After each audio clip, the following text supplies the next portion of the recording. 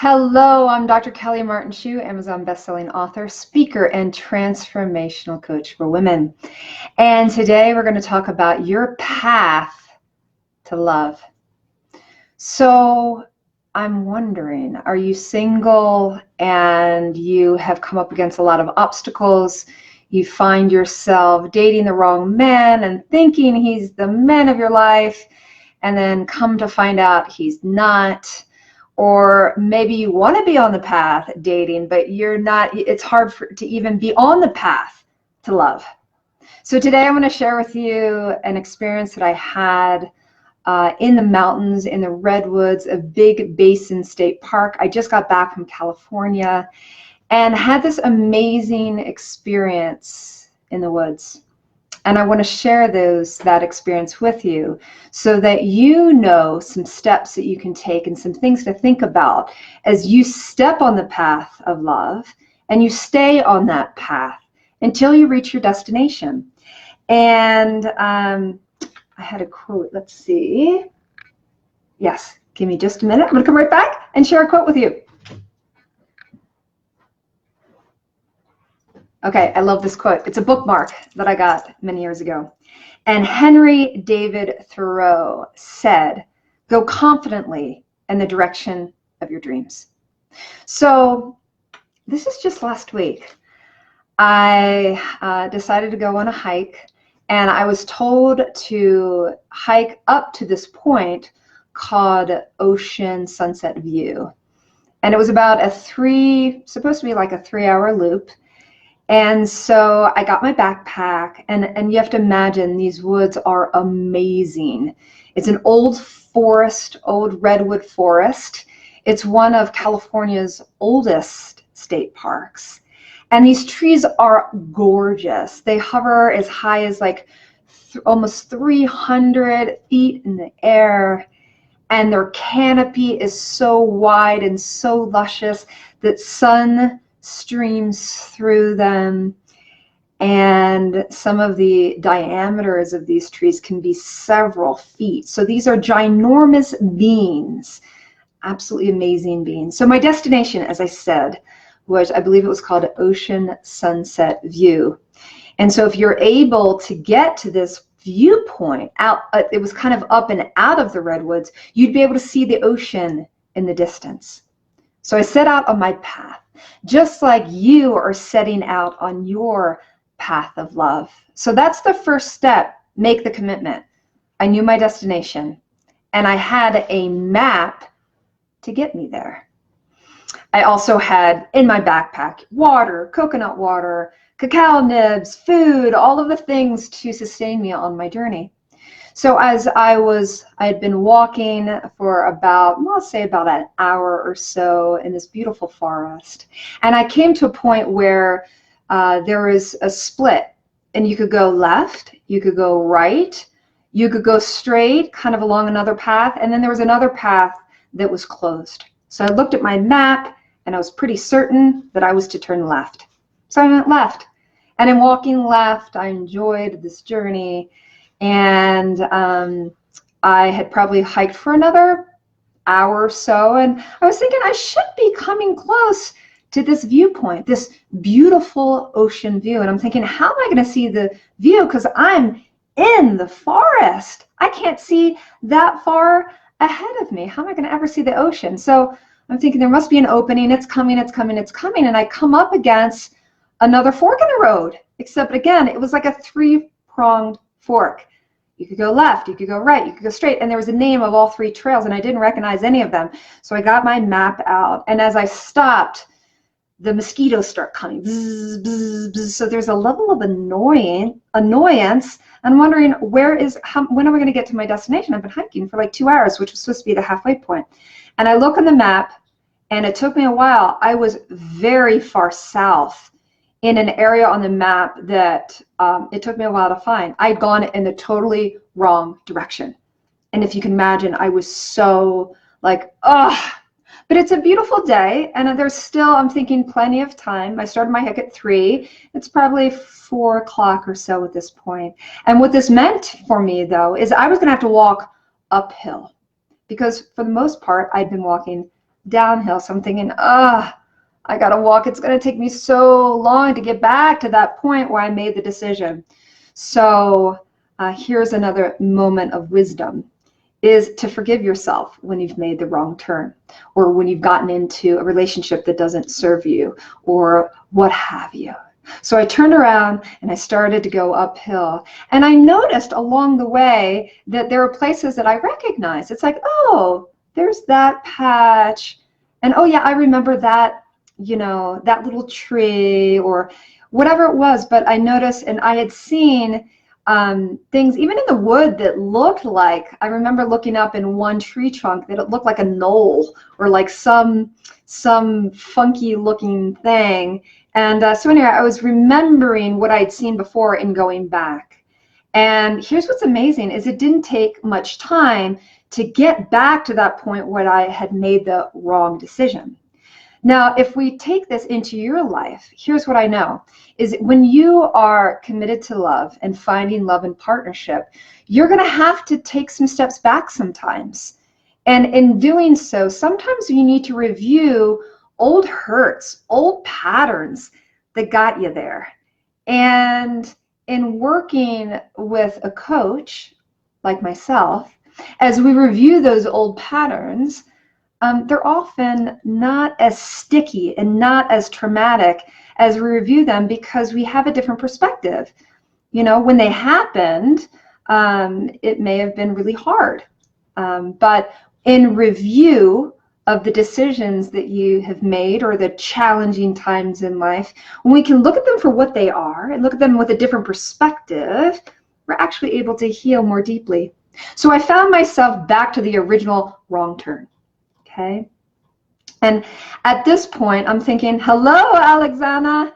At this point, I'm thinking, all I need to do is just go in the opposite direction, because I was on, I think it was called like Middle Fork Road, and I could see that I was on the road.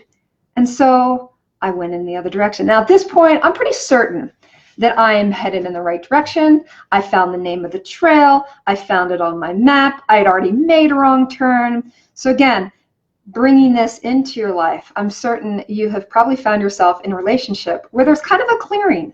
Like you're thinking, okay, I know my destination. I know I want love and partnership. I'm committed to love and partnership. I've healed from that past relationship, and it's time. I made a wrong turn. I'm back on my path. So that's where I was, back on my path. And this time, I started hiking, and I'd been hiking for maybe an hour. So now we're several hours in the woods. And this is beautiful blanket of clovers. And so all of these green clovers, and I think of clover abundance, right? The symbol of abundance. And I'm looking up at the high trees, and the sun's coming filtering down, and it's so beautiful. I get my camera out, and I'm taking pictures from this angle and up and down. And I look off to my right, and there's a bench. And so I walk up to the bench, and the bench has a perfect view of this blanket of clovers that goes the distance with a winding path through the woods. And I sit on the bench. Before I sit on the bench, I look at that in memory of, and it's in memory of, I think it was a vice president or director of the Sun Oil Company. I might get teared up at this point because my grandfather just passed, and he had retired from the Sun Oil Company. And I felt him with me. And I felt his presence. And I knew that I was guided. That all of those wrong turns and the obstacles along this path, the metaphor was, you're exactly where you're supposed to be. You're not really lost. I'm with you. I'm here to guide you. And so bringing that into your life, knowing that you're divinely guided and that you're always watched after. And sometimes you just need to sit and rest and enjoy the beauty of wherever you are. So that was the message for me.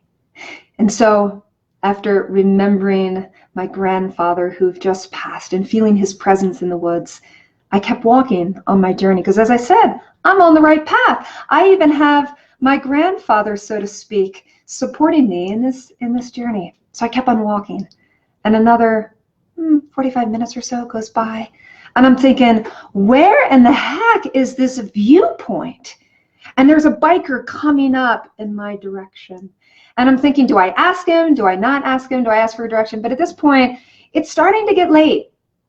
And there's like no one on these trails. So I asked the man on the bike, excuse me, I'm wondering how much longer to the viewpoint, the ocean viewpoint. And he says, I'm so sorry to tell you, you are totally in the wrong direction. And at that point, I'm thinking, you have to be kidding me. You know, I've already made 2 wrong turns. Again, bring this to your life of love, your commitment to partnership. It's like, I already married the wrong man. I've been dating and it didn't work for this reason and that reason, and I'm ready to give up. And so I'm sure he just saw that, and once again, it would be all uphill. And he said this, he said, you know, had you gone in the right direction, I know this forest really well, and you would have missed those blankets of clover. It's a very unique part of this area of the forest. He said, you know, I have told the rangers so many times that the trail that you're looking for is so poorly marked that they need to mark it better. And I have found people lost in the woods like yourself.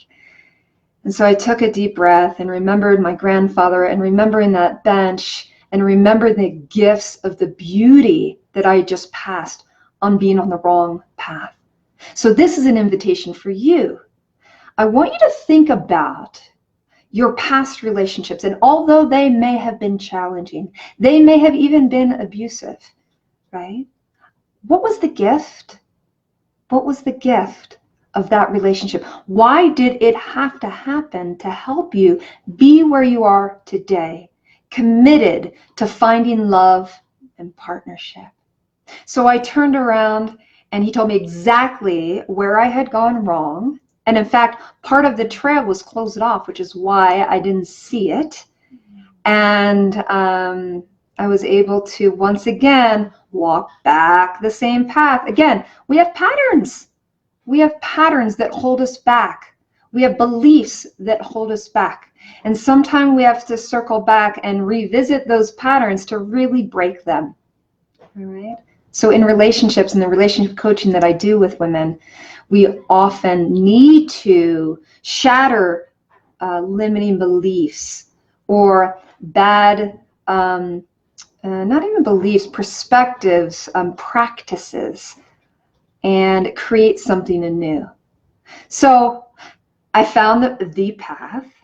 I made my way up and out of the forest, and there was a clearing, and I got to my destination. And it's not what I thought it was going to be. There were clouds. I couldn't see the ocean. So while it was so beautiful, we often think we know what our journey is going to look like. We often think it's a straight path. And yet when we get there, it's different. Love can look different. You know, your partner that is your forever partner, he or she might look different. He or she might have a different occupation. He or she, you know, might have something that surprises you. I'll tell you what mine was. I found out before I went on my blind date with my husband, he was 15 years older than me. That wasn't on my list. Like I had tick, tick, tick, tick, tick, not on my list. I made a rule, no older than 8 years older than me would I even consider dating him, okay? So love might look a little different, but you still can meet the destination. Again, it started with a commitment. So again, I got to that place, the destination, and then I still had to make my way home. I will tell you, in making my way back to my car, I ended up being in the woods for almost 5 hours, and I got, quote, lost several times. I did meet my destination, and even coming out of the woods, it was starting to get dark. It was almost 8 o'clock at night. And when I made my way back to my car, all the cars in the parking lot were closed or were gone. My car was the only one still left in the lot. And it was a little scary. It was a little scary. Finding love can be a little scary. Finding love can sometimes feel like you're all alone and you're the only one out there, and all of your friends are partnering up and they are all happy, and why can't you find that happiness? So you need to trust in the mystery. You don't know what it looks like. So let me recap a few things on your path of love. Number one, make a commitment to love. It never will happen without your commitment, because there will be challenges. I can guarantee it. You know, committing to love is a risky business. And so it starts with a commitment, and the benefits far outweigh the challenges. The other thing I want to let you know, sometimes you're going to choose poorly. Sometimes you need lessons, and the only way to get those lessons is to make the decisions to try it on, like to try on clothes that you realize don't fit. That's what finding your lifelong love is like. So know that sometimes you're going to choose what seems like the wrong path. Now, in choosing the wrong path, it's never really a wrong path, because if you take the time to heal and you take the time to recognize the gifts, you'll make it back to square one, or a place where you really can find love again, and you're going to be healed. And if you get the right coach by your side, you'll actually get there a lot sooner. Which brings me to the other point. That place in the woods with the bench was, you know, a reminder of take the time to enjoy the journey. No matter how hard your journey is, no matter how many turns you think you've gone wrong, there are always gifts along the path. And that's what that bench represented to me. And knowing I was totally supported, you know, had that man not come along, I probably would have spent the night in the woods. The man on the bike, I thought I was on the right path again, twice. And he sent me in the other direction. So sometimes it takes tough love to hear from another that you are headed in the wrong direction, and they can get you back on your path. And I think the biggest thing is to finding love and lifelong partnership. It's mysterious. There's a lot of uncertainty. You don't know really where you're going to find your mate, how you're going to find your mate, what your mate's going to look like, what their background's going to look like. Do they have kids? Do they not have kids? I will tell you, I made my list of the top things that were most important to me in relationship.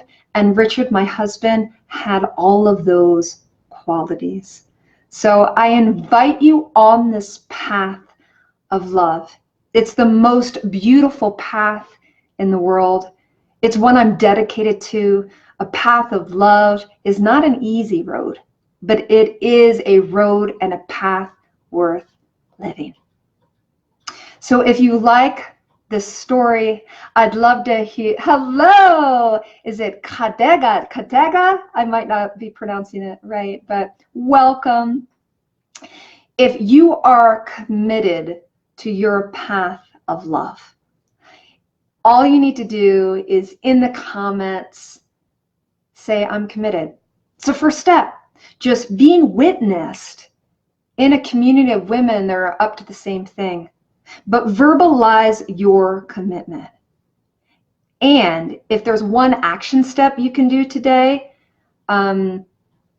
take that step. Reach out potentially to a coach like myself. Tell a friend. Write your list of your top 3 things that you're committed to in love. Take action. So that one action, just say in the comments, I'm committed. And that's your first step. So thank you. I'm Dr. Kelly Martin Shue, Amazon best-selling author, speaker, and transformational coach for women. Signing off.